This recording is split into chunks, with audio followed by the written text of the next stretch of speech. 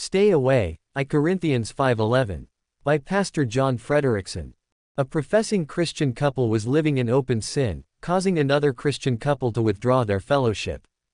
When invited to the home of a third Christian couple where all the above parties would be present, the couple who had distanced themselves explained that they could not attend and why. The hosting couple emotionally exclaimed, "What difference does it make, and who really cares what they do?" When our text, in I Corinthians 5 was explained, it was brushed aside as being irrelevant for our day and time. In these apparent last days before our Savior returns to rapture us into the heavens, Christians have often become desensitized to the rampant practice of sin all around us. Even in Christian circles, the sins of the world are becoming commonplace and accepted. But, sin is still wrong, and God's instructions to distance ourselves from these practices are as relevant as if God had sent them to us for the first time this week. We can't, nor should we, separate from everyone who practices sin. In fact, I Corinthians 5:10 tells us not to refuse to keep company with lost souls, for then must ye needs go out of the world. Moreover, these lost souls need our ministry to bring them to a saving knowledge of Christ.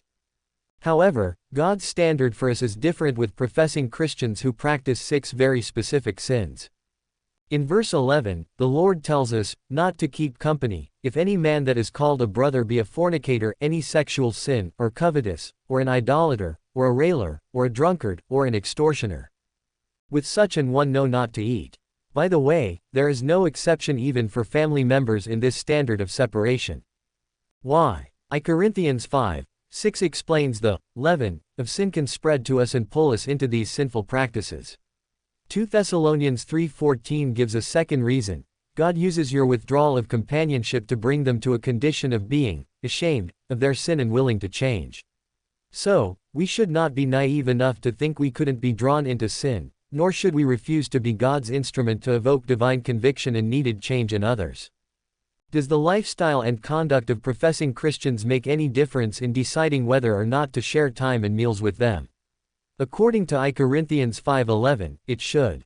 Now that we know, will we have the courage to obey?